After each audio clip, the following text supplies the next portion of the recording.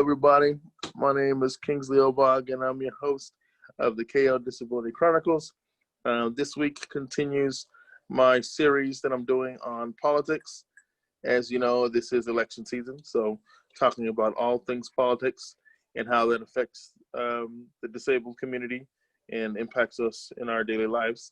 On this week's episode, I have one of my guests that I've had on my show before, Christian Dean. He's joining us again to talk about last night's debate between President Trump and Joe Biden.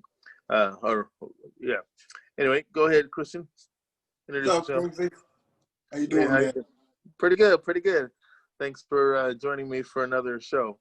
So I'm glad I was able to get you on.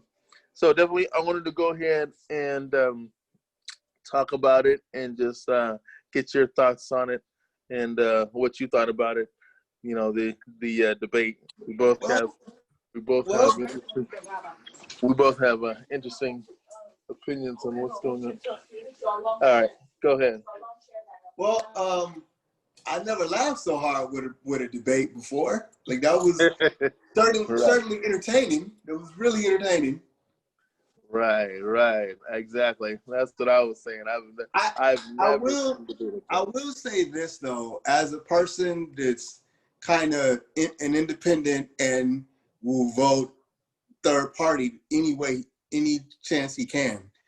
I don't like neither of these candidates. I don't like the tickets. And I would say that Biden showed up. You know what I'm saying? We could talk about Trump and how much of a bully he was, but because I watched the little pre thing that they do, and Santorum was like, yeah, he's gonna look really bad because there's talk of Biden's, apparently he's had cognitive problems and problems forgetting things and forgetting interviews and kind of saying randomness. Yeah. But he showed up yesterday. Like, he was able to get his points across. I like the fact that he was looking at the camera and instead he was like ignoring Trump and like looking at the camera, American people. That's what I like. The whole American people thing. And you're looking at the camera and you're like, it's like you're the great uncle of the country. I'm gonna fix it, right? So you know what I'm saying? Like, I was impressed with Biden's, because if you listen to Trump supporters, they're like, yeah, Trump won, Trump did this, But but if you actually watch the debate, Trump looked unhinged. And Biden, he looked like a dang, I don't know. Trump looked really unhinged, and Biden kind of did his thing and kind of, he held his own. Yeah, which I was very surprised because that was what the talk had been before it started. Was like, okay, is Biden gonna show up, or is he gonna be kind of Sleepy Joe, to use that little zinger that Trump likes to use? But I was actually surprised. Biden showed up. He was together. He was measured. He looked younger, and he was focused. And I like how, like you said, he was looking at the camera and he maintained eye contact while the president was kind of all over the place. So that was interesting, and I was like, wow, this is definitely a spectacle. But and then the topics for that debate, according to what I was reading prior to it, there were I think about 5 or 6 topics that Chris Wallace wanted to talk about, and we'll just we'll go through them and see did they actually talk about it? Because I heard a few of them, but not many. So the first one, it was Trump and Biden's record. So that was interesting because I was when Chris Wallace was going into it, he was asking, okay, I think he started with Trump, and he was asking him, so you've been in office for 47 months, and we've had a pandemic, we've had somewhat of a near recession, we've had all this other stuff, we've had a lot of race issues, and then it was when they went to Biden. Like, I could tell that that Trump was loving this liner. He kept saying, well, I've done more in 47 months Biden's done in 47 years, which I felt was kind of, like disingenuous. Because if you think about it, the economy was doing good prior to the pandemic, but if you actually look at it, it was because of some policies that were put in place by the previous administration that bailed us out of the pit hole that we were in. So the current administration is always going to get credit for what the past administration did when it comes to the economy. When we talk about Clinton, I'll give a perfect example. When we talk about Clinton and the economy doing good under Clinton, everything that Bush Sr. did, all the little breaks and stuff for businesses to grow, all the stuff that he did that he didn't get credit for, Clinton got credit for. And as we know, Obama inherited a very crappy economy when he got in office. And what he did, basically Trump is getting credit for now. Right, which is what people don't really want to, they don't want to give the man credit. Now, I'm not going to say that Obama did everything correctly. There's flaws on both sides. I'm kind of in the middle. But yeah, it was just interesting. So that was like the first part of the debate, talking about the record. And then what I was noticing, because I'm objective, like right now in the middle. I'm kind of in between both parties. I don't really know who I'm going to vote for yet. I haven't made up my mind. But like when they kept going back to like Biden's record over the past 47 years, correct me if I'm wrong, but or did you see what I was saying?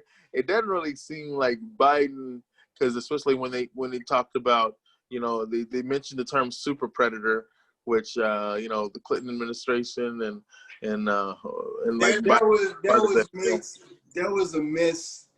That was disingenuous, and he was. I get what he was trying to do, because they mentioned the crime bill, the '94 crime bill, which he wrote. Right. He wrote the crime bill. They mentioned it, but he didn't say super predators. He said super predators, and then Bill kind of didn't. Bill kind of second that, but what Trump was trying to do, but he didn't really get a good job at it, is when he was a senator, he wrote the '94 crime bill that set all the drug minimums, and basically started the prison industrial complex in the '90s. Like that crime bill and the law set in that crime bill was the reason why a lot of people in the Black and brown communities went to jail. Right, because it affected us. It affected us more so, because of our just how we fall on the socioeconomic status on the ladder. It affected us more so. Generation X, and because I think when they passed that, I was in the 6th grade, and I remember teachers use, because that's where the three strikes law came from. Right. So 3 strikes and you're out. I think you get like life in prison after your 3rd strike or something like that. Yeah, 3rd strike is life in prison. Yeah. So I remember being in like 6th grade, 6th or 7th grade, and teachers using that as a deterrent to try to get like kids to turn from, like, you see a kid maybe going down the wrong path, you tell them about that '94 crime bill and that 3 strikes thing, and maybe they got a strike in juvie. Now we know that juvenile records can be sealed, and it may or may not affect you as you're an adult. But I remember people using the '94 crime bill as a deterrent to get kids, as a scare tactic. So Generation X, our generation, because we're early millennials. We're late millennials, rather. I hate that term. Yeah, I know. I do too, but our generation and our older brother's generation, like, it affected us more so than anything. So it's like he had because any critic of Joe Biden, and quite honestly Kamala Harris, could bring up the crime bill and their records when it comes to crime, and it's over. But I think Trump mentioned it, but he didn't really go as strong as he could have there. Right. Exactly. Which is as a as a spectator, like looking at it objectively, you know, from both sides, I'm thinking, okay, so, you know, Biden's trying to come in as the solution to our president that we have, but you know, there's some things in his past, skeletons in his closet, that he hasn't really accounted for, and really doesn't, you know, really doesn't score him a lot of points with the Black community, because he was involved in some policies that really affected us. You know, like we're saying, that being one of them. We have the Black community. There's a split, right? So there's a group. There's the Black community that, because Biden could do no wrong with some Black people, because he was the president under Obama. So because I've read stuff like this. He sat under Obama for 8 years. For 8 years, this man, a Black man, was his boss, right? Right. So because of that, he gotta be good for us, right? But people forget, but it's like smarter people than us went in his record and was like, no, look over here. You know what I'm saying? And like, look at his actual record, right? Right. So then you have the people that love Biden no matter what, or the people that are like, we just got to get Trump out of office. And then you have the radical people that's like, you know, and I'm kind of in the middle, that's kind of like, well, yeah, he's Biden, and yeah, he was vice president under Obama for 8 years, but his record as a senator is this. Do you really think he's gonna stop white supremacy now? Or do you really think he's gonna stop, like, or clean up the justice system now, or be good for us now, when in '94 he wrote this crazy crime bill, and he wrote a crime bill he wrote another crime bill in '84 that a lot of people don't know about. Yeah. So it's like we're split. The vote is kind of split, and for the people that are like, yeah, I don't trust Biden either because of what he did as a senator, those are the people that you either have to swing or you got to convince, because those people are not voting. And to me, I didn't see, because he still hasn't correctly addressed that. No. I think what it is because, you know, I think it's because maybe they're hoping. I don't know if the Biden campaign is hoping, because it's been so far in the past that maybe because I hear this a lot too. Well, he's changed. That was then. This is, excuse me. That was then. This is now. He's like made amends for that. You know, he's a different person now, and da da da da. So now I think they're just trying to say that, you know, he's made changes and he doesn't think that way no more, and he's really for building up the Black community. And yeah, he served, like we said, under Obama for 8 years, so he's obviously got to be good, you know. And I mean, I'm not knocking him at all. I mean, I think Joe Biden, he's definitely a patriot. He's been through some tough situations, you know, experienced a lot of loss. But like I said, as somebody that looks objectively down the middle, I mean, you know, he has some skeletons in his closet, and so does the current president. So, but like you said, people forget that he was, you know, part of responsible for you know, for writing that policy that put a lot of us away and still is affecting us today. So that's kind of, you know, kind of not too good. And then that leads me to my other thing. So, okay, he was part of that, but then people on the other side, Trump supporters, would say, so Trump has done a lot of things for Black people. Primarily, he helped to do prison reform, and he's helped to write that second chance bill that he wrote, and help, you know, people to get out of prison. I think it's called the first step. First Step Initiative, yeah. First Step Initiative, yeah.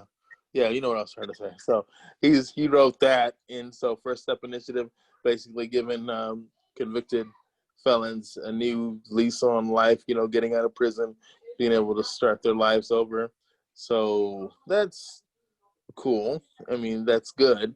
But I mean, I feel like, you know, there needs to be more than just that. Like, okay, he did that, but then like, what's next? Is that gonna really integrate them back into society, or is that just gonna make sure that that they can like get a job?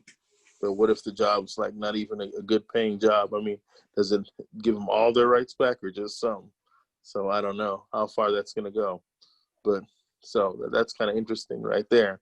And so when I was watching the State of the Union, I saw, the president had several people that had just been released from prison. And so he had them stand up and they were just, taking, people were clapping and all that, so which I thought was cool. But again, that's only one part, because once you're released from prison, you got to sort of like build your whole life back. So, I mean, it has to do more. And so both sides still have a way to go on that. Then what policies are already, like, what policies are in the system now, as far as like Congress and stuff under his administration, that are allowing, people to go to jail in the first place? Like, the First Step Act is cool, but then if you have an administration that's like, that's tough on crime anyway, like, what are we really talking about here? Yeah, prison reform is there, but then you have people in the Senate and in the House under your administration that is not helping the Black community anyway. Right, not helping us anyway. So I mean, that's just, to me, I think it's like a hollow gesture, because it's not really going to do much unless there's more. But that's just my opinion on that. So yeah, that's definitely was part of it there, his record. And then another thing that I wanted to talk about, because there was a lot to sort of unwrap from that debate, was they were talking about the Supreme Court pick that Amy Barrett, his nominee for Supreme Court, because Justice Bader Ginsburg sadly passed away at 87 after her battle with cancer. I think it was pancreatic cancer. So she passed away, and sadly. So, and then this is why I wanted to talk about this, because that came up, and a lot of people have been saying in the media and like in Congress that usually if it's the last term of a president and a Supreme Court nominee either retires or dies, it should be left up to the incoming president or whoever wins the election to decide who that pick is going to be, which I think that is actually cool. I think that should be the case. I think that's just a decent way to do it. I have a question about that though, Kingsley. Is that a good faith? Like, is that like an unwritten rule, or is that like policy? I think it's like unwritten rule. Just like they say, when you're president, you can't be running businesses while you're president. It's like an unwritten rule. You're not supposed to do that. And of course, this president has broken every single rule known to. Because here's the thing, man. Like, and this is where, like, how me and you talk about this off air, and then sometimes I give Trump the benefit of the doubt, and then I sound like I'm a Trump supporter, and I'm really not. This is one of the situations where now your audience is gonna know that I'm gonna give Trump the benefit of the doubt, because he said something in the debate that I kind of agree with. He's like, because I didn't know that this was like that this was a thing or whatever. But he said, like, my term is 4 years. My term ain't 3.5 years. My term is 4 years. So if policy states that in an election year, we give the people an opportunity to vote a president, that we give the people an opportunity to vote for a president within their interest to vote for a judge in, that's cool. But if it's not an unwritten rule, he doesn't have to follow the rule. If it's not policy, rather, then he doesn't have to follow that. Then see, this is the thing that I don't understand about Trump haters. Like, this dude is the way he is. Right. Why are you expecting this dude to be conventional? He's not conventional at all. Like, he's a Republican. He's a fiscal conservative because he damn sure ain't a social one. But it's like, he's gonna put a Republican in office. He's gonna, and he put a conservative woman of faith on the court, right? Right. That's the thing. Why are you upset? Because there's no policy, there's no written rule that says he should do what they want him to do in that regard. Right, yeah. Like, I'm just, I guess it's just part of tradition, and traditions are important too. I guess they just expect that tradition should be followed because everybody else has. But I mean, I see what you're saying. Yeah, he's unconventional and he doesn't really like to follow rules, so we shouldn't expect any different. So, which is kind of, but then what does that say though? What does that say about us though? Does that say that we're now, as a society, we're gonna tolerate, this?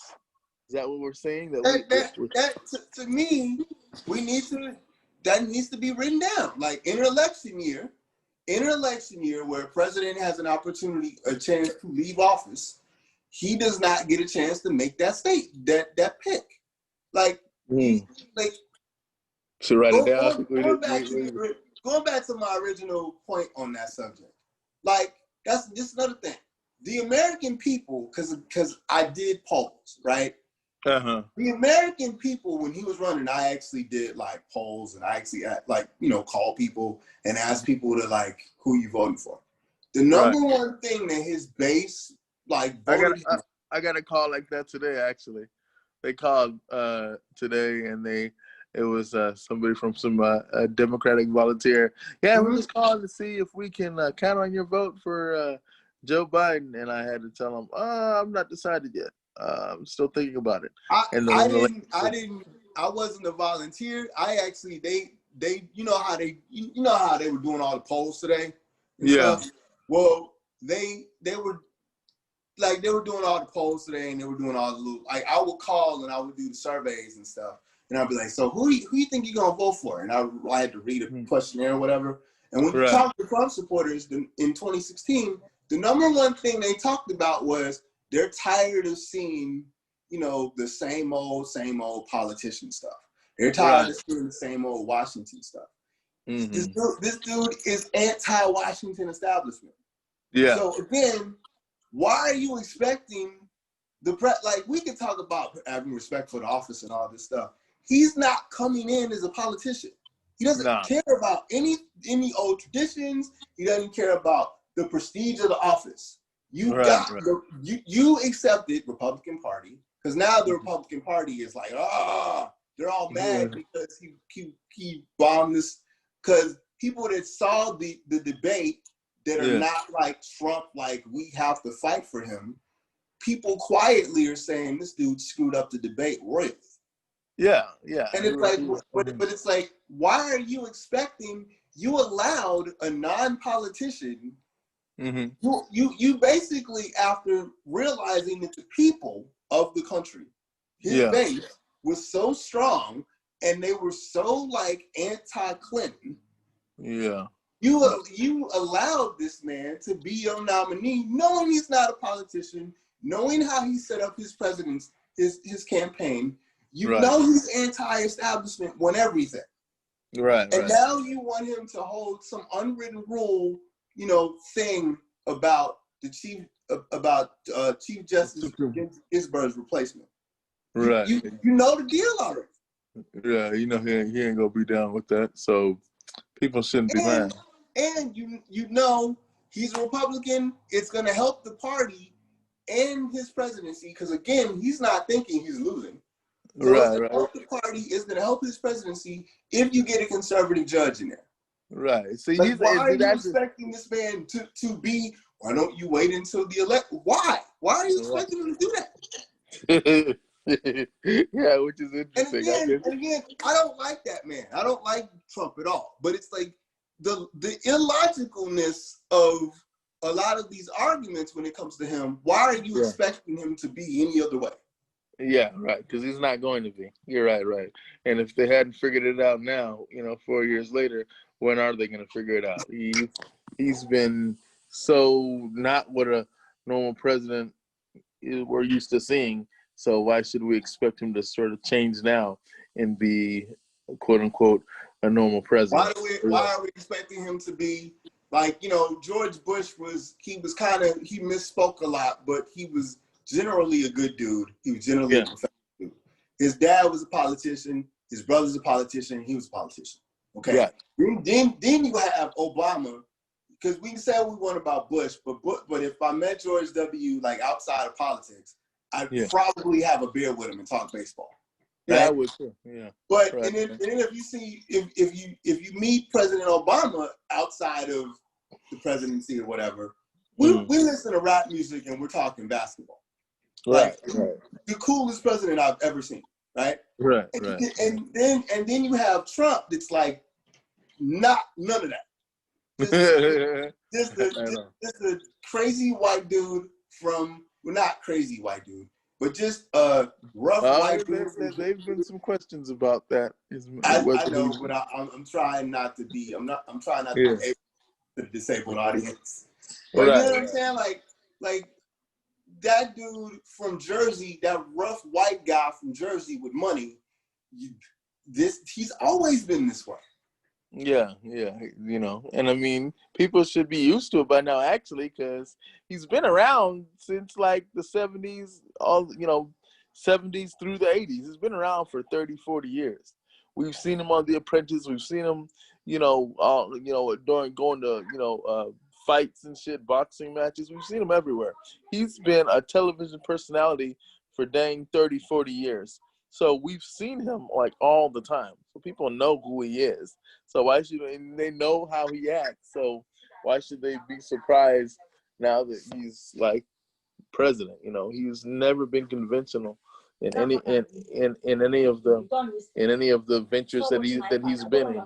So we shouldn't be surprised at all. So that's crazy. So he's just the way he is, and so people are just trying to figure it out. People are just like, oh my gosh, he's this, he's that. But we've been seeing him on TV for years, so it's just you either like it or you don't like it. And then now we're at a point to where we're like, okay, this pandemic hit. We're wishing that the response would have been different, but you sort of get what you get when going to the pandemic. And again, this is gonna sound like because they talked about his response. Yeah. Right. Mm-hmm. So again, this is, and we've talked about this before. Yeah. Outside of the show, but this is where I'm gonna sound like I'm giving him the benefit of the doubt again. Right. Mm-hmm. Exactly. Now, in New York was getting punched in the mouth. Chicago was getting punched in the mouth. Los Angeles and California in general, they were getting punched in the mouth, right? But there are other states within the country. When this first happened, there wasn't a lot of cases. I know Texas didn't have a lot of cases at first. So when this happened, Trump was like, now what I will give his detractors were saying, because Trump was saying like, this is the flu, this will go away.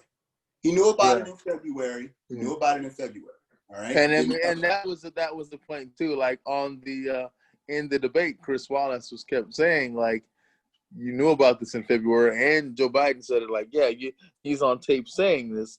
He knew about it in February, and that's why I think Chris Wallace picked that as a talking point during the debate. And Trump was like, at the time when we found out about the tape, Trump was like, I didn't want to do panic, and then Biden's thing was he panicked. But if you look at the response, if you look at the actual response, most of the country wasn't getting hit yet. So I remember, because they would do a local press conference here about COVID, and then the news would, because he would do a national one when they do the task force press conference. Yeah. He did a national press conference every day, and when this happened, Every in other March, day. I don't know if it was every day, but it was every other day. This was like in March, right? Late March. Mm-hmm. But again, too, it's important for, I point out, though, he really didn't want to do a press conference.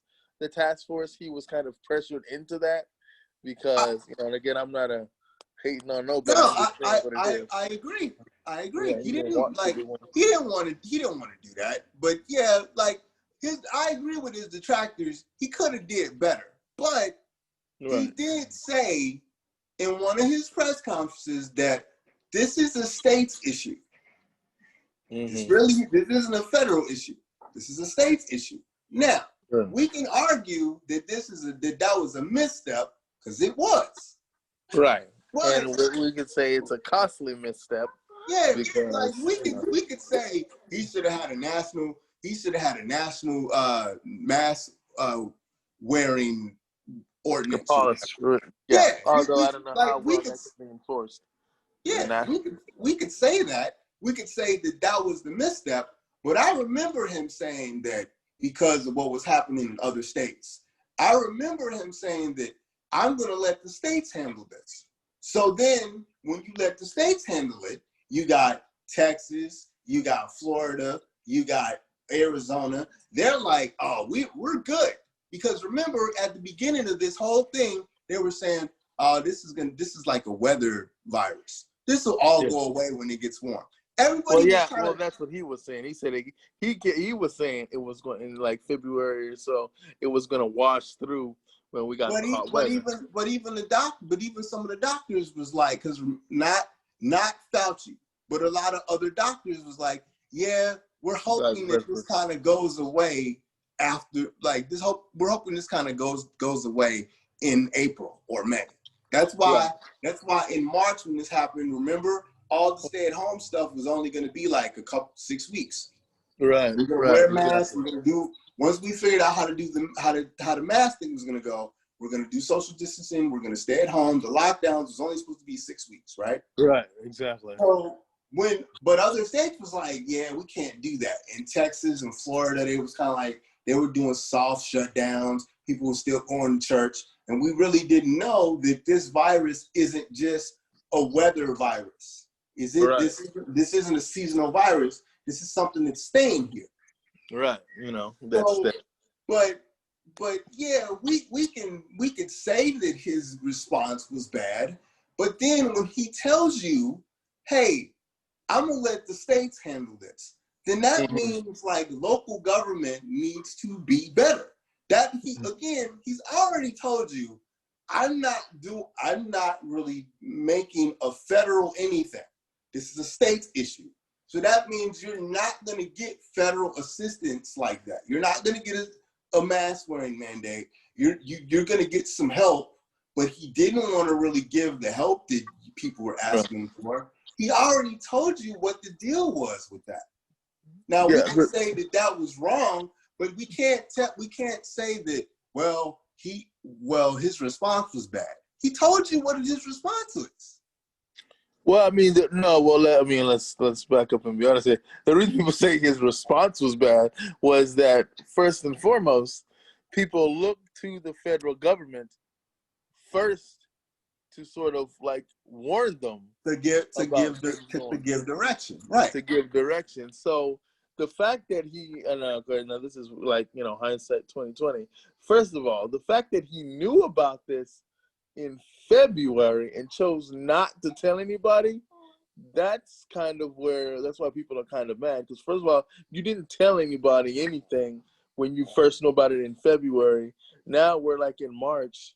Now, and things are getting really bad, and you want us to sort of figure out.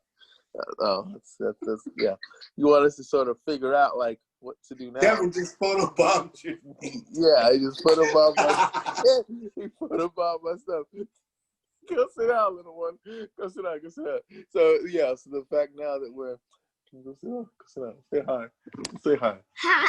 Okay, good. Hi. Okay, yeah, we saw you. Okay, say bye. Bye. Okay, yeah, he just wanted a photo bomb. But yeah, the fact now that he's that he's in March, and we're in March and April, and now you want the states to sort of figure it out. It's kind of hard because they were kind of punched in the mouth. They didn't know what to do. They weren't sure what to do. So they were trying to figure it out, and it's kind of hard for states to do that when they didn't know that this was coming. But if the commander-in-chief would have alerted them, then they could have sort of sat down, thought about it, figured out how to best use the resources in the state. But if you don't know something's coming, how can you just sort of the thing that I will forever, excuse me, the thing that I will forever like get him on is Obama had a situation. That's it. He had a disease, like a disease administration within the White House. He had a department. We're totally blanking on what it's actually called. But when Trump is like, well, let's not make, well, we're wasting money, put resources into this. Because again, he dismantled that thing. He's like, you dismantle that, and then you know about it in February. You found out about this in February. You know about it in February, and you didn't tell us. And then you come to find out, like a year before, you dismantled what Obama did, because you have to do that. That's your whole presidency, to dismantle whatever Obama did. Like, dude, we've already had the foundation of everything already set up, and you messed it up. Right. And so those that say, well, it's a state thing, I mean, the state should handle it. I mean, you could say that now. Well, say the state should handle it. Well, yeah, because the federal government had messed it up so bad, there's nothing else left but the states to handle it. Because the state failed. I mean, the federal government failed poorly, miserably. So the federal government can't do anything but tell the state, okay, you handle it. Because what can the federal government do once it was out of the federal government's hands, and this thing had already started infecting people, and it started blowing up like it did? The federal government really was powerless to do anything because they didn't stop it when they could. So then I can see why he's saying, oh, well, states should handle it, because what can the federal government do at this point when you got cases skyrocketing in different places? But he said it because, remember what I was saying earlier. He said it because, like, only big market cities were getting hit. Like, Arizona wasn't getting hit in March. Texas was getting hit in April. In March, in March, Texas wasn't getting hit like that. So the southern states were like, and then everybody was kind of like, what? Like, and Trump really didn't help the situation. Doctors were like, yeah, wait until the summer and this might can go away. We can see if this goes away, right? And it really didn't go away, but Trump wasn't helping the situation. Trump was like, it's the flu to go away by Easter Sunday. Remember that? Yeah. And that was like, he wanted to pack churches by Easter Sunday. And like, he wanted to get back to normal by Easter Sunday. And it's like, nah, this isn't what this is. And when you dismantle, like, the pandemic department of the administration, because, Obama did it, and even if, like, because another misstep that he did, you're seeing that Florida, and you're seeing that Texas, and you're seeing that Arizona is hemorrhaging as far as like, COVID cases, and everybody's getting stacked up, right? Now, you could at some point say, hey man, y'all, we need to, you could at some point enact a national or federal response. He never did that. Yeah, like at some point, I actually agreed at the beginning where he said, okay, I'm gonna let the states handle it, because Illinois handled it well. Illinois was like, okay, we're gonna do social distancing. Nobody listened at first, and then the governor shut the state down. And then once as a community, once Illinoisans figured out hey, this is what we got to do now. Now we're still getting cases, but we're kind of leveling off, right? So I will always say that like if you give the states the right to do what they do and not meddle, I'll always be that guy. But then if you see the states are floundering and you see that this is like a national emergency, then it's like, okay, now you step in. Trump has not stepped in yet. Right. Like if you look at Florida, you look at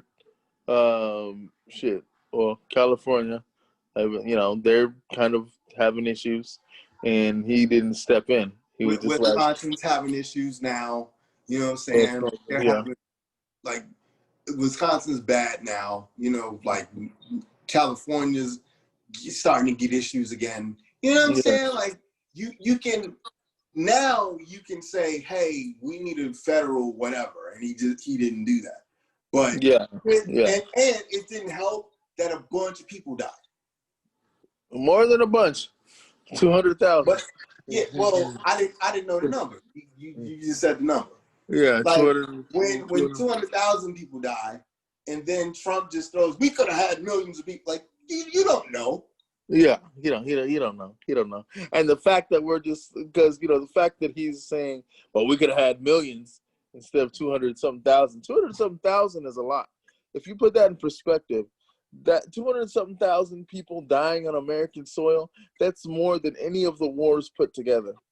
We've had more death in non-wartime over a virus that could have really been prevented from the jump. We've had so much death from a virus that we could have stopped. The federal government could have stopped before we say, well, let's let the states handle it. This could have been stopped at the door. Let's remember, because I don't know how well people's memories are. Remember Ebola. Ebola happened under Obama's watch. That was a SARS virus. I mean, how many people did that kill? Like, I mean, I don't even remember. Like, I remember it being a news story, but I don't remember it being a thing. It wasn't a thing. Why? Because that's why I say it wasn't a thing. Why? Because the federal government stopped it at the door. We shut it down. We shut it down before it became a thing, and before we had to say, okay, let the states handle it. Like, if you ask me, when the federal government says, I'm going to let the states handle it, that's like saying, okay, I give up. Just do what you do. I can't do anything. I give up. You do it. Yeah, that's just, you're passing the buck. I can't do it anymore. I don't know what to do. I'm lost. You handle it. That's what that is.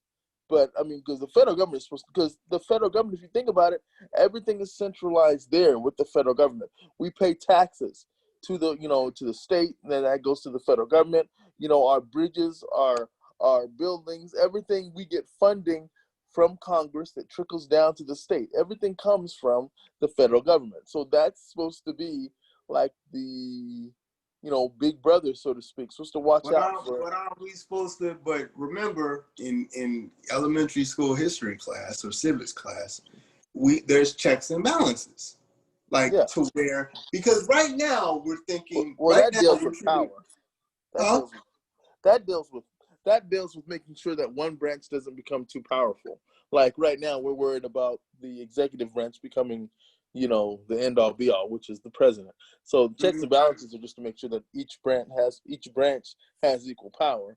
But if you look at it now, it seems like one branch is slowly getting stronger, i.e. the executive branch, where the president is, and the other branches don't want to do anything. That's because every time you look up, he's signing executive orders to do whatever he wants to do. Yeah, to do whatever he wants to do, and then he has control of the Senate, so they co-sign whatever he wants, and he almost has control of the House, but not quite. But I mean, he just represents whatever he wants to do.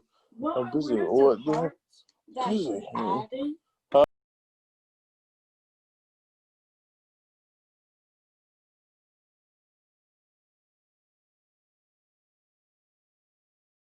That's the king of the country.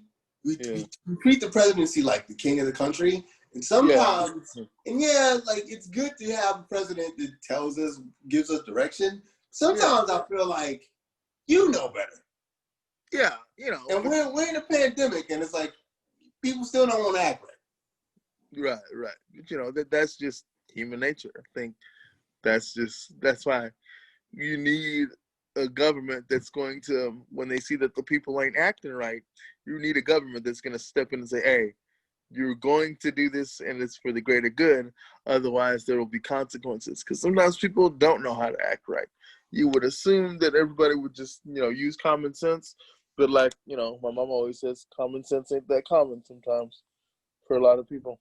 So you need the government to step in, but that's neither here nor there. But I mean, we talk about that, and that was just one of my many points I wanted to talk on with the pandemic response, because we see, like I said, although Obama didn't do, he had some missteps too, as far as like the number of breadth of like casualty, like lost lives.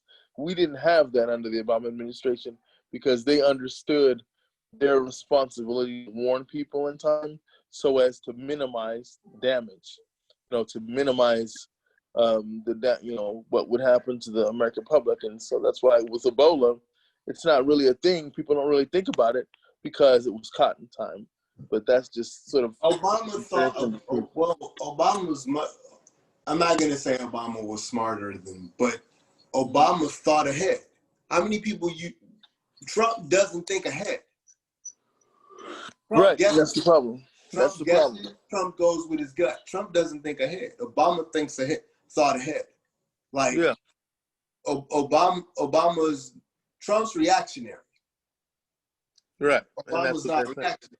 Obama saw that, hey, this could be a problem. Let's set up safeguards so this isn't a problem. Trump's like, well, we're wasting money with this and nothing's happening. Let's dismantle it.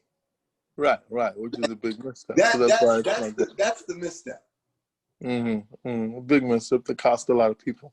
But something to learn for next time. But moving on, another topic I wanted to talk about here, because there's several other ones I wanted to unwrap. So then also another topic that was discussed in there was several. There was the economy, and then there was also race. But I wanted to talk about race because the moderator, Chris Wallace, asked him about race relations in this country, and under his watch, how would you say like race relations are, specifically in the African American community and the Hispanic community? How are race relations? Has he helped it, or has he added to further, divisiveness within the country with the race relations?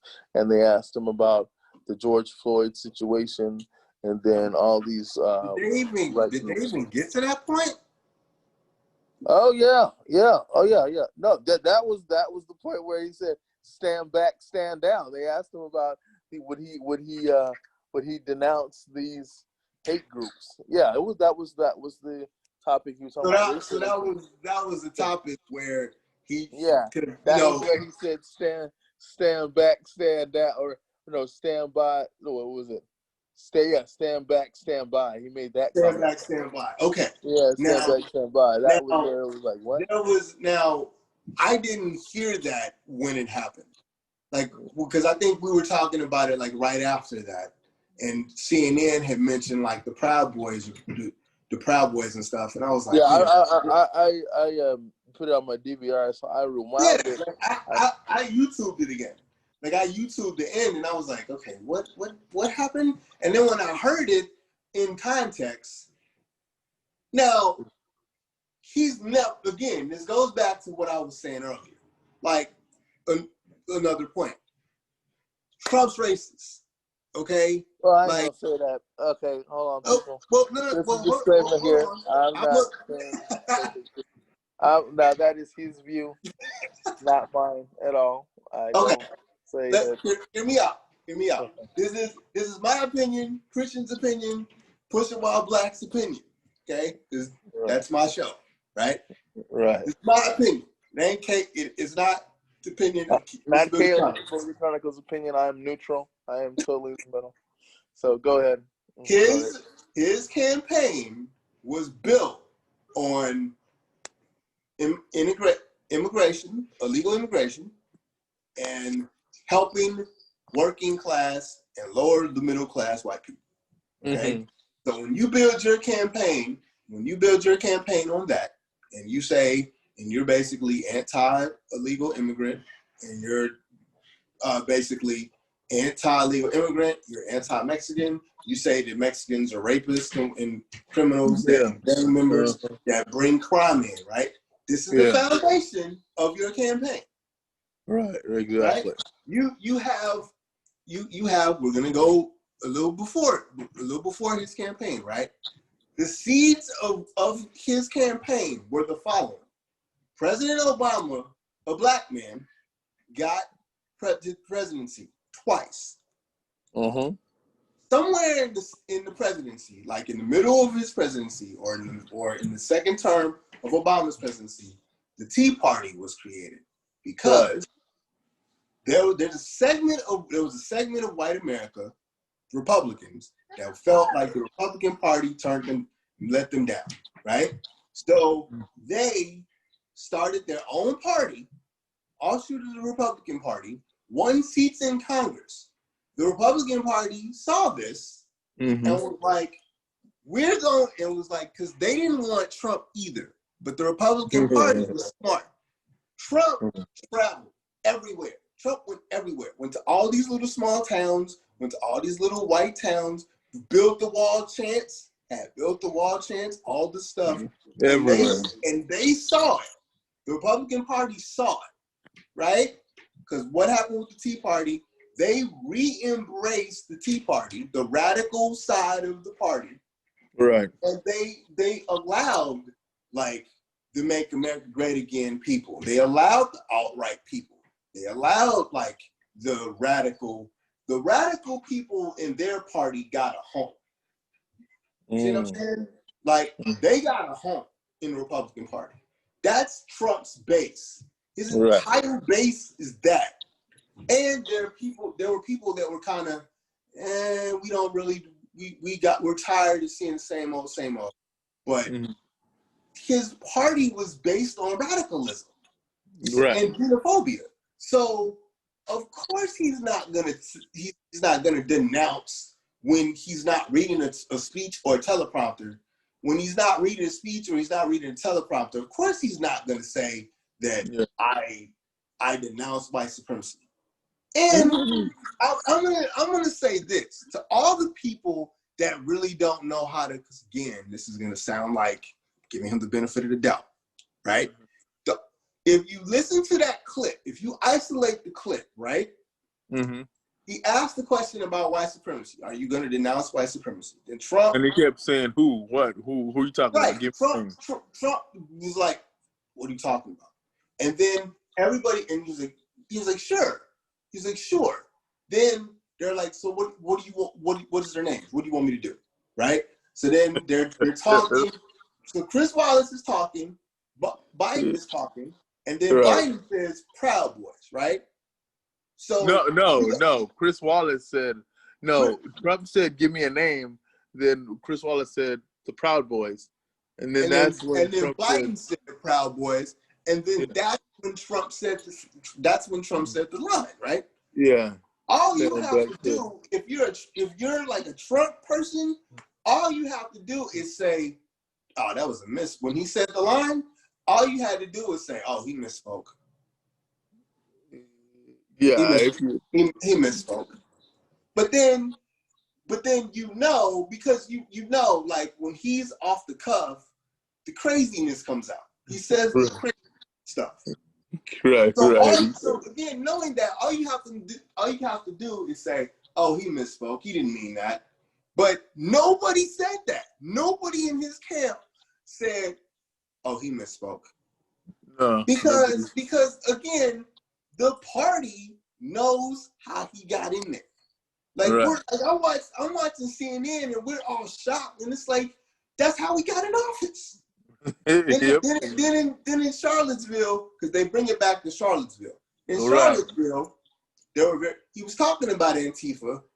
When he said very fine people on both sides, he was talking about Antifa. He brings up Antifa because they, No, it was whites. No, there were neo-Nazis and skinheads there. Remember? I don't remember Antifa there. But then the counter protesters, which you found out later was Antifa, they were fighting with them. They were fighting with them. But the dude that ran over that crowd of people and killed that girl, He wasn't fighting with anybody. He was just a white supremacist that ran over a bunch of people, right? But but I bring up his old campaign stuff again. You know how he is. You know what he is. You know how he is. Why are you expecting him to be? It's not that hard. He can't help himself. His base, bro. As soon as he said it. Yeah, but see, people say that a lot. Oh, he can't help himself. He can. He just doesn't want to. That's what it is. He can. He just doesn't want to. What I'm saying is, his entire base is that. Yeah. His entire base is that. His entire base is anti. Like, okay, you got the black people that follow Trump, right? The black Trump supporters. Yeah. They parrot the same things that the radicals parrot. You know what I'm saying? Like the Latin Trump supporters, because there are Latins for Trump and blacks for Trump. They parrot the same stuff. So the black on black stuff, they parrot the same things. There's Venezuelans that ride with Trump because Trump's kind of a bully to the Venezuelan government and stuff like that. This is what Trump is. Like, this is what Trump is. There are elitists in all cultures. And Trump is saying that the bad side of Latin America and the bad side of, when he mentions Chicago, which I hate he mentions Chicago, when he mentions Chicago, black Trump supporters and white Trump supporters say the same thing. This is what he is.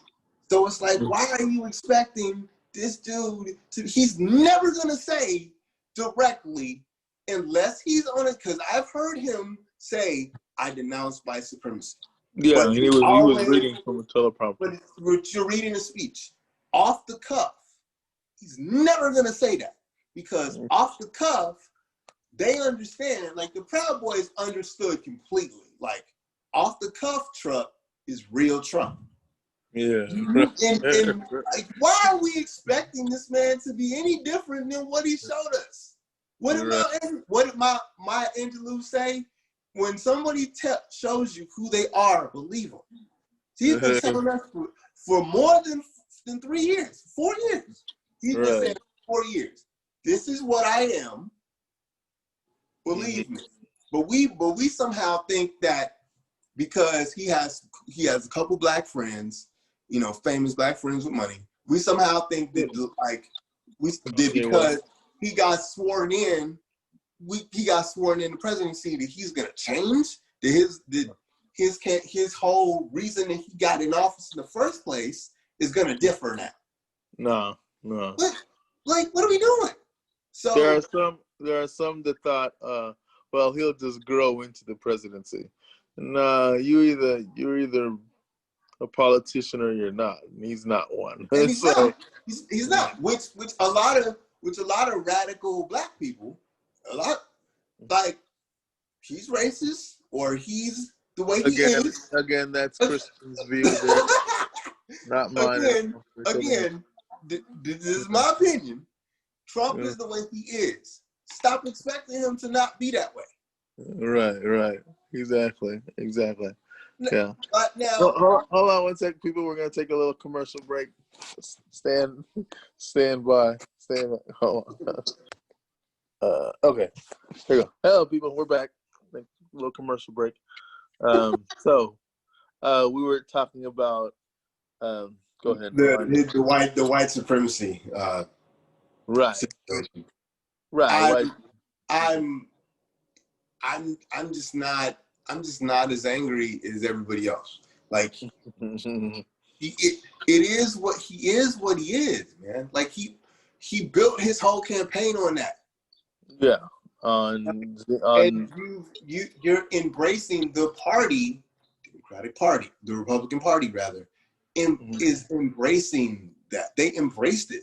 So it's like, when people are outraged, you know, because now, you know, people that don't want to, because I think what's happened is, like, what's happened now with his presidency is that he's so the way he is that Republicans are like, I don't like this dude. So people in the party are like, I don't like this dude, you know, that are like, you know, Republicans for Biden. Right. They're like, yeah, nah. because this is what you get when you don't have a politician on the ticket, right? So, but yeah, like I'm not. He's not gonna denounce why he never has. If you understand his base, he never. If you understand his base, he never will. Like, his base is for you to be upset about that, it's easy to say, it's easy to walk back. Like he didn't walk because the Proud Boys, like that line, stand back, stand down. Yeah, the Proud Boys, back. they took that and they made T-shirts out of it. Right. Yeah. I saw it. Yeah. You saw the logo. Right. I saw it. It was crazy. Like, it was great. Like when he said the very people think the alt-right people was like, we're fine. Yeah. The Charlottesville thing, everybody was like, yeah, we're fine. Right. The Davis thing, yeah, we're fine. Like, he says stuff because he knows that he's not gonna alienate certain groups of people. And that's meat for his base when he says stuff like that. Yeah, stand back, stand by. And if you also listen to him, he was telling those supporters, those radical ones, and this is gonna bring me to my next point, my next topic that they talked about in the debate that I wanted to touch on, and the last one was the integrity of the election. He was telling people that. He's been saying it for the last several weeks. All right, one moment. Y'all might have to take another commercial break. 1 second. Wait. Hold on 1 second. Commercial break. Edit point, yep. Hold on. So, so as far as like we're talking about with racism and the topic that Chris Wallace was talking about, do you think, Chris, that this changed any people's perception, knowing how Trump has not really denounced racism in its forms unless prompted by a teleprompter, and then his mishandling of the pandemic? Do you think, Chris, that did this debate change a lot of his supporters' minds? I think this debate, I think he lost this debate and he lost a bunch of people. Like, I think his See, here's the thing. Like, his diehard Trump supporter people, like the MAGA people. Yeah, the MAGA people. The MAGA people are always gonna, the Proud Boys, the MAGA people, the Black Trumpers, they're always gonna ride with him because Trump is the way Trump is. But the people that are undecided, or the people that give him the benefit of the doubt, his behavior in this debate killed it. Yeah. Like you just showed the world, man, that you just showed the country that your temperament is bad, and you really didn't have he hasn't had a plan about the Affordable Care Act that he's trying to do. And that was another thing too that I noticed. Every time, even before this debate, every time, even when he did a town hall, because he did a town hall about 2 or 3 weeks ago before this debate, and again, every time he's asked about what is his plan, because this came up in the debate about the Affordable Care Act, what is his plan after repeal and replace Obamacare, he could not tell Chris Wallace what his plan was. He just kept saying he got rid of the mandate, got rid of the mandate, got rid of the mandate. That's okay, that's fine. But if you strike down Obamacare, or ACA as a technical term, if you strike it down, what's going to be in its place? And the vice presidential nominee Joe Biden was saying, there's 20-something million people that have insurance because of the Affordable Care Act, aka Obamacare. If he strikes it down, what's going to be in its place? The president has yet to come up with a concrete plan of what's going to be in its place. If he has, he hasn't told us. We have to figure it out and see. Because they had a bunch of undecided voters. CNN had a watch party at the university it was at, and they had a bunch of undecided voters, and people was like, they brought up the Affordable Care Act, and one lady was like, I have an autistic son. And the Affordable Care Act has helped me take care of my autistic son, and you want to take that away. And this, because of how he is as a speaker, Trump is, because the problem with Trump is he doesn't want to give you concrete answers. Like, he wants to give you like chunks. Like the Affordable Care Act thing, he's trying to explain his answer. I took the mandate away. Okay, but like you didn't. That's not the answer to the question. Right. Like you're building on the answer, and you only have 2 minutes. Just like and that got him in trouble with the white supremacy thing, because he goes, yeah, I'll do it, and then instead of rushing the question or the answer, because he's rushing the answer to try to say you need to, but Joe, because you got kids, man. You ever try to tell the kids something that they're in trouble, but instead of them accepting they're in trouble, but so and so did that. That's Trump. Right. Exactly. They do that. But he did that, and they point to the person, and it ain't got nothing to do. That person ain't got nothing to do with what you and I are talking about. What you and I are talking about is this. Like, that's what Trump does. Trump's whole thing is, well, the other person did this. Well, let me explain my answer first. No, you don't have to explain your answer. Answer the question.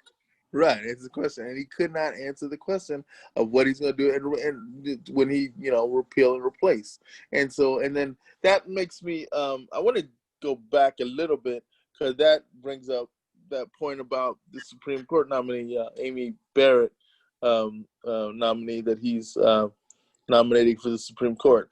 Now they're saying she's a staunch conservative. Now the two things that will probably be in front of her court, assuming she gets the nod and she's on the court, which it looks like she will be, is ACA, whether they're going to strike it down completely and get rid of it and then leave 20 million people without health insurance, and also Roe versus Wade. And so those two issues are dramatically going to affect the American public, for generations to come. Healthcare, and then the woman's right to choose. So the fact that Obama doesn't have anything in place for when... You mean Trump? Oh, sorry. Yeah, sorry. Oh my gosh. Yeah, Trump. Yeah, it's been a long day, people. So the fact that that Trump has nothing in place when that, I'm hoping it won't be, but if it does get struck down, Trump has nothing in place for when that gets struck down. That's going to leave a lot of people with nothing. He doesn't want to, though. Like he doesn't.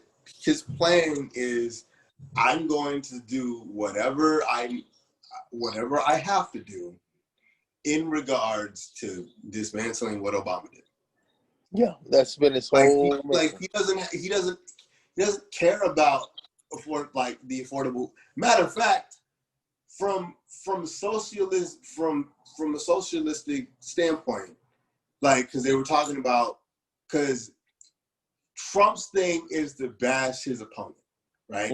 Look at what so and so did, or because they're talking about Medicare for all. Because when they were talking about the ACA, Trump mentioned because Joe wants to just reinstate Obamacare for me, right?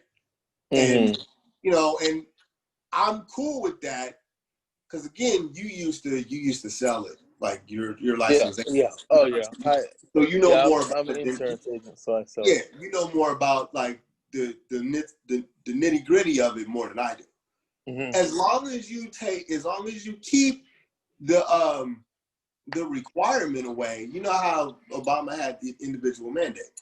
As long as you don't force that on the American people again, I'm cool with ACA. I don't really have anything against it. That also means you're expanding Medicaid. Cool. I'm cool. Because what the ACA also did was, smaller companies that employed more than 50 people, no matter how much they were paying their employees, you had to offer a healthcare plan for them. So if you're making $9, $10 an hour, it didn't matter. You had to offer them insurance. That never happened before. Right, exactly. So I have no problem against the ACA as long as you keep the mandate away. Right, exactly. So, but it's like if he's trying to take that away, like he doesn't want to fix it. He just wants to, well, it's away now because it costs you money. Now, you know more about that than I do, so that's like past my pay grade, so I'm really not going to go deep into that. But there are issues that I look. I didn't like the individual mandate that everybody, because if you don't want to have health insurance, that's your right. All right. Yeah, you should. But I mean, yeah, even though that was kind of a stinker, I understood why, the previous administration did it, Obama did it, was because it's part of like that shared responsibility, because just because you're healthy doesn't mean everybody's healthy, and we all have a stake in keeping people healthy. Because if you just have all sick people in the system, if everybody's sick in the system, then that causes everything to go up. Premiums go up, prescriptions go up, everything goes up. But if you spread that responsibility among a larger cohort of people, then everybody bears the burden of insurance. So then it keeps the cost of the insurance down, keeps the premium down, keeps the cost of prescriptions down, keeps everything down, because everybody's sharing that weight of making sure that we're all covered. So it's that shared responsibility. Now that's all idealistic and all nice and sounds, kumbaya and stuff. But I know we live in America and people aren't really about like, okay, I gotta look after my fellow man. People aren't about socialism, even though we practice we have social policies. Yeah. We have Medicare, we have Medicaid, we have Medicare and Medicaid. That's socialism right there. That's socialism right there. We have public housing initiatives where you're paying, like, where some people, if they're really, really poor, there's safety nets to where you don't have to be homeless. Now, we practice socialism very poorly. Yeah. Like we're not a socialist country, but we want to have a safety net, but our safety nets suck. They're bad. Right. And like with this pandemic stuff, like Canada and socialist countries, like we got $1,200 in March or in April or whatever. Like, and we didn't get it again, which we were supposed to get it, but we didn't get it. We were supposed to get another round of that. People got a bonus. People got a bonus with their unemployment, and now they're like, nah, we don't want to do the bonus. Where other states are like, where other countries are like, yeah, you're gonna get $600 a month just to get by until we actually get this over with. Right. You know what I'm saying? Where we get like 12 cents a day. You know what I mean? Yeah. In a $1,200 check, which irons out to be 12 cents a day. So it's amazing that now they're doing in Eyes of the Angel commercials. Mm-hmm. Right. Like that's amazing to me. But yeah, man, like we don't want to do the Affordable Care Act thing. Like he doesn't want a plan, man. You're not gonna get a plan from him.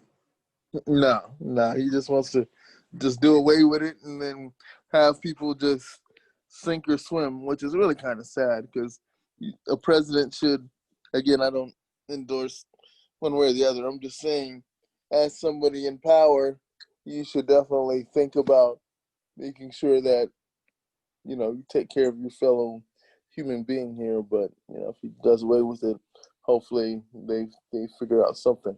But to go back to your question about did this sway me? It didn't. Ideologically, it didn't sway me because this, man. I'm vote third party as much as you can. What this did for me though is I appreciate Joe Biden more. I don't. There are things about his record. There are things about his VP candidate that I just don't like. But And that's I going to be know, another show, people. yeah, So, you know. yeah, because they're doing their debate next week. Yeah, we'll talk about that one. But yeah, like I respect Joe Biden. Like I said earlier, like they were talking like before this that he's gonna get mopped the floor with, and he didn't. Like, right. I like the fact that he stood up for himself. Because, like I said at the beginning of the show, there were some questions about his mental state, whether he was mentally capable of hanging with the president and taking those insults and everything. So I was happy to see that he could, you know, stand up for himself and do what he needed to do. So that was good. I also like the fact that he, you know, he got a couple bars with Trump. He was like, you know, he called Trump a clown. He told him to shut up. You know, and again, we're tripping. People was like, well, Biden lost it a little bit. No, or Biden was unprofessional, like, and he called him a clown. Like, no, like he was, but look at who you're going against. Right. Look at him. Yeah, like, going against Trump. He's dude is going double barrel like asshole on everybody, and you're expecting Biden, and Biden did the best he can for I'm going to ignore you and talk to the people, and then it got to the point where okay, dude, like you won't stop, so now I have to continue. I have to fight back. I love the fact that he took the bully punches of a bully, and he stood up for himself, and he fought back a little bit. And there were situations where Trump really didn't have an answer for what Biden was talking about, and vice versa. Like I can't tell you who won the debate. Like if you look at the polls, because of Trump's antics, he lost. But I can't tell you based on substance. Yeah, because nobody said anything. Right. Nobody said anything that I did like. I like Biden because of plans. Like I still don't know what Biden's gonna do other than reinstate the ACA. Right. I don't know what he's gonna do about criminal justice reform.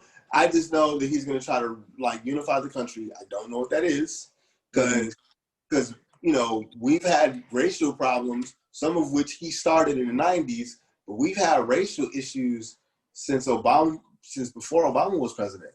Like a lot of this stuff that was going on with police brutality, a lot of this stuff happened when George Zimmerman got off. Right. So we're talking about we're talking about civil unrest and white supremacy and police brutality and stuff, which Chris Wallace kind of got into a little bit. Right. But Joe Biden is gonna fix that. Right. I don't know how. A bad cop is a bad cop. A bad district attorney is a bad district attorney.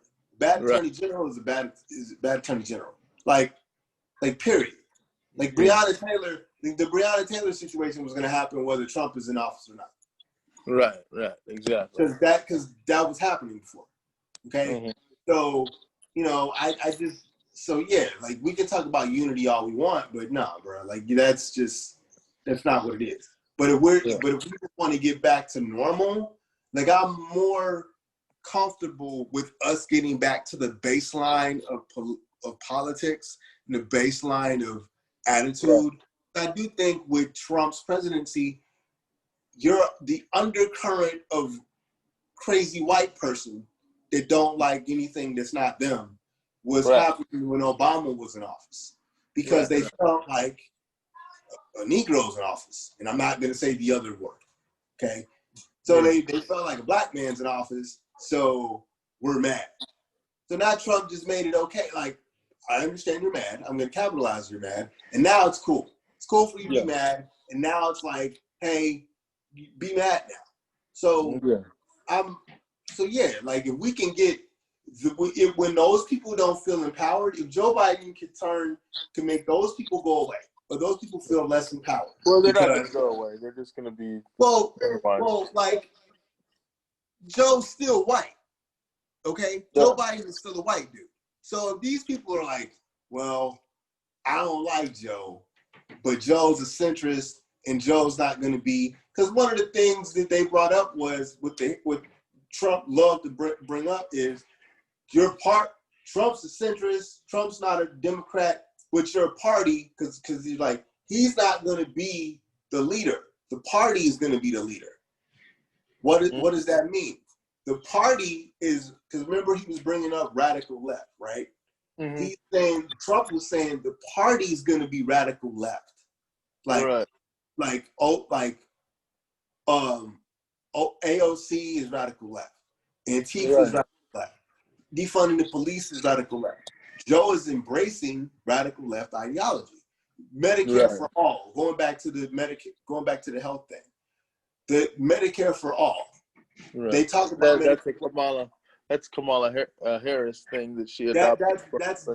That's Bernie Sanders plan first.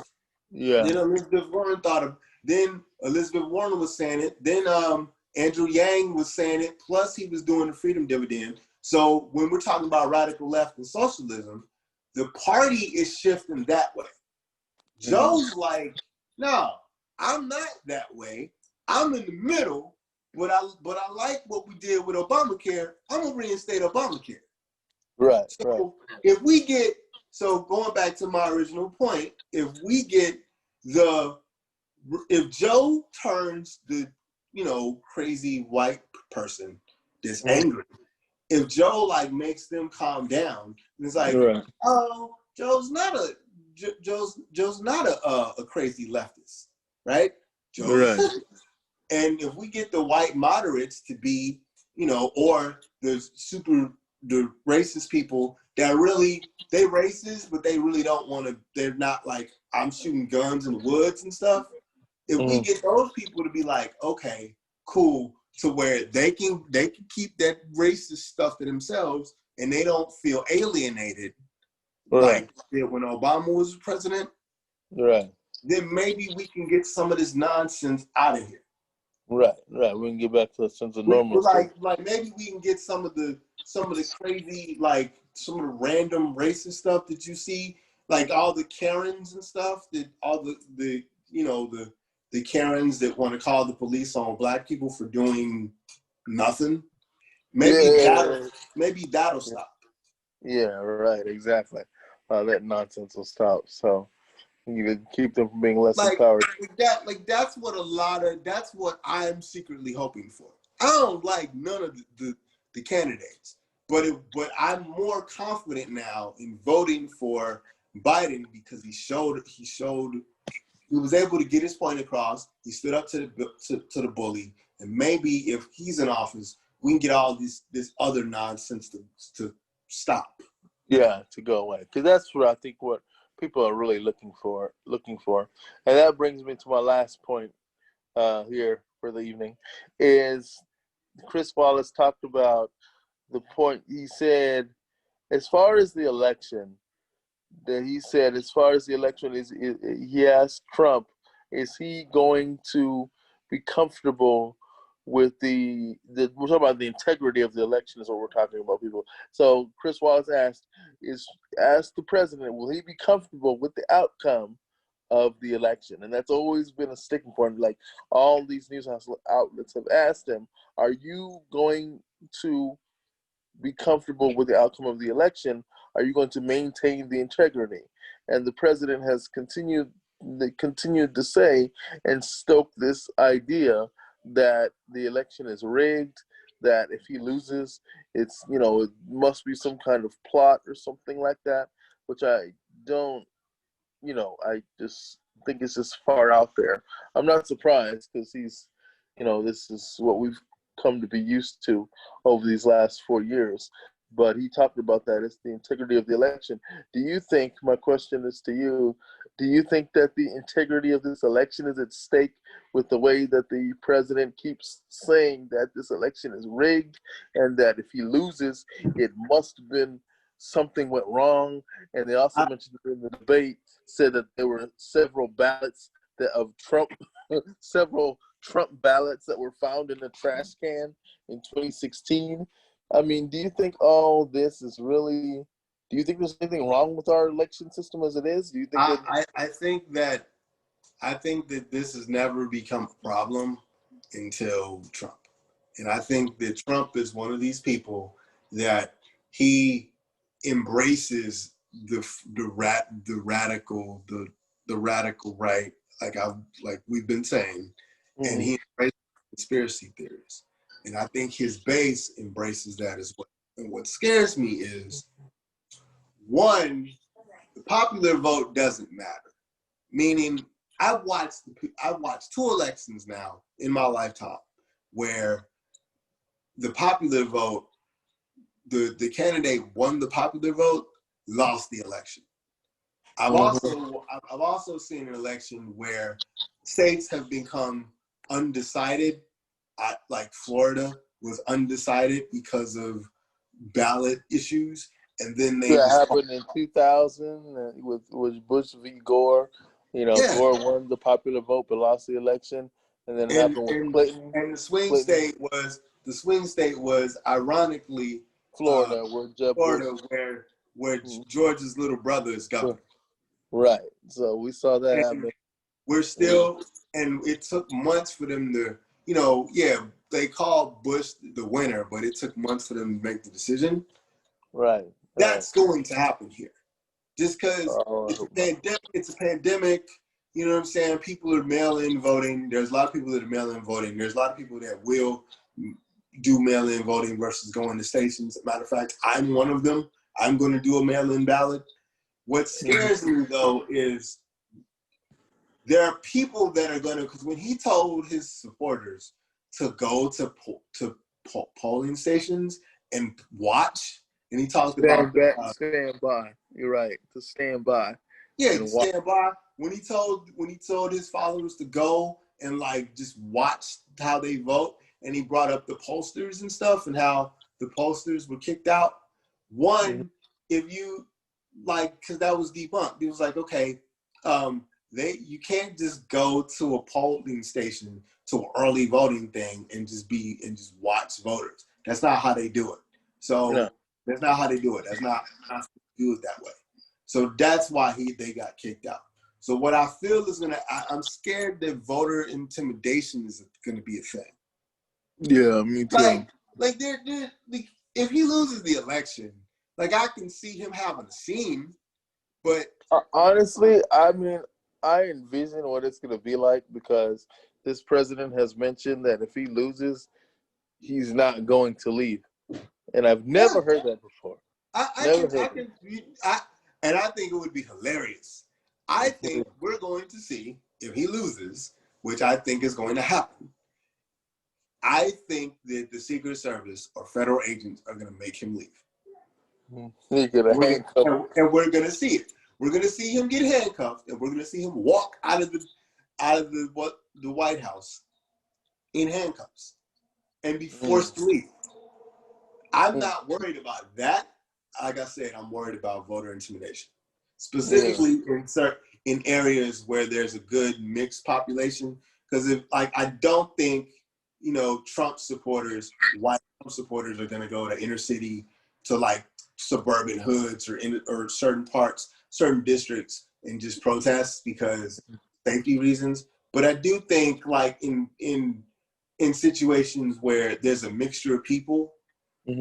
There's going to be voter intimidation by Black and brown people that who you voting for, and in this country, specifically with Black people, this country has a history of voter intimidation and voter suppression. So, and like it's not gonna, for the people that are like talking about voter suppression, like if Trump wins, because we saw it in 2016. They're not gonna. Whoever wins is not gonna be accepted well, because if Trump wins, then everybody's gonna be like voter suppression, and then if Biden wins, then Trump's gonna be like, and his people's gonna be like, it's fake. They just wanted him out of office. Fake news. Right. I just don't want fights to happen. Or now they're saying like, I think Trump was like, we need to get law enforcement at the polls and all. Like, dude, no. Yeah, just outlandish stuff. I'm worried about that. I'm not worried about like him. I'm worried about his people. Like I can see like big Proud Boys with MAGA hats just going to like polling stations and starting ruckus. Like yeah, that's starting why. trouble. Can I say a public service announcement real quick? Sure. You can go out and vote. Yeah. If you can get a mail-in ballot, especially if you're of color and you're disabled, All right. Go ahead. go Do that. do mail-in ballot. Don't, because I don't have a good feeling unless you live in certain districts. Do your mail-in ballot. I don't have a good feeling about Trump and his people handling voting day well. I think there's going to be problems on the 3rd. If you can vote early, or if you I'm voting early. if you can vote early, vote early. But right. On November 3rd, there's going to be a problem. And if you can vote early, like, don't vote like late in the day. Like, don't vote late in the day. And I'm not telling you who to vote for, but don't vote late in the day where there's people. And people, like, if you can vote when the polling place opens, vote when the polling place opens. Because I just don't feel comfortable with him saying what he said last night. I don't feel comfortable being in certain polling places with people. And we're not even talking about the COVID stuff. Because some of his, we've seen some crazy stuff happen with Trump supporters. You know, I just don't have a good feeling. So on election day, people, if you can, vote as early as possible. Vote by mail. I'm doing the vote by mail now because I don't trust his people. Right, exactly. So I'll just end with this. Yeah, definitely. Bottom line is just to go out there and vote. However you want to vote, definitely make sure that you vote and do what you got to do, and so that our voices are heard. But if you want to do the mail-in ballot or you want to go in person, so it just depends. You should just do what you got to do, so that our voices are heard and that this election will be as fair as possible under the circumstances. So we'll see. But with that, that concludes this evening's show. Thanks again, Christian, for joining me for this show. Of course, we got 2 more debates coming up, so I'll probably more than likely have you on here again to debate that. That was a pleasure, man, as always. Oh, thank you. And of course, we have the vice presidential debate coming up on Wednesday, so I'll probably have you on here. Somehow, I think that's gonna be much better. Yeah. I already know it's gonna be much better, more measured, a lot less craziness. So I already know that one's gonna be a lot less craziness. My neighbors thought I have never laughed so hard in a debate in my life. My neighbors were like, "What is this dude doing? What is he laughing at?" Right, exactly. This first presidential debate was a spectacle. I was cracking up myself. I was like, "Wow, this is unbelievable." And my hats off to Chris Wallace because he did a good job. Great job. If I was able to, because remember I was like, "Is there a way we could get this dude a drink?" Because real quick, and then you can close. Like, there's nothing he could do. There was nothing he can do. They talked to a person that narrated. I think she narrated the Clinton, Bush, and Ross Perot. Remember when Ross Perot ran? Mm-hmm. Like, Ross Perot, like, they talked to the woman that did the moderation on the town hall meeting with the 3 of them, and she said Ross Perot did like a mini Trump. He wouldn't stop talking, and like she tried to like ring him in, and he just wouldn't. He just wouldn't stop. And I get it because he's a third party candidate. He's an independent, and the very fact that he was able to get on the ballot and get in the debates was a miracle, right? So he felt like he had to throw his weight around. And she said, everybody was saying that Chris Wallace didn't get control of the debate and all this stuff. And she said, with everything withstanding, he did the best he could. Like, there's nothing he could do because Trump tried to run the debate, And Ross Perot tried to run the debate. And when you got to run the debate, you do the best you can to bring it in. But if they're gonna run a debate, they're gonna run a debate. So he did the best he could. I really wanted him to get if I was there, I would have bought the man a drink because he needed it. Yeah. But yeah, like they're gonna do a third one. They're gonna do another. They're gonna the second one is the town hall one, and they're gonna have another moderator. And I hope that it's somebody impartial, because if they put anybody on CNN there or MSNBC, it's gonna be a problem. But yeah, Chris Wallace did fine. Consider. Yeah. Under the circumstances. Now, I had a suggestion, but I don't think they wanted to do this one because I mean, they could have just cut the mic. They could have gave Chris Wallace a button underneath his desk. They will the next one, because whoever's in charge of the debates now, I forget the actual name.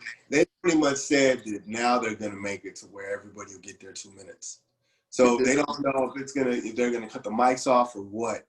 But yeah, they've made it now to where they're gonna change the debate formats. Yeah, they announced it this morning. Like they're gonna restructure it, which it can only lead me to suspect they're just gonna cut the mic when they say, "Okay, your time is up." If you keep talking, they're just gonna cut the mic, and then you're not gonna notice it. It's just you're not gonna hear the other person talking anymore. They're gonna probably cut the mic and then move the camera to the other candidate. I can see Trump totally yelling, "I'm not done talking yet."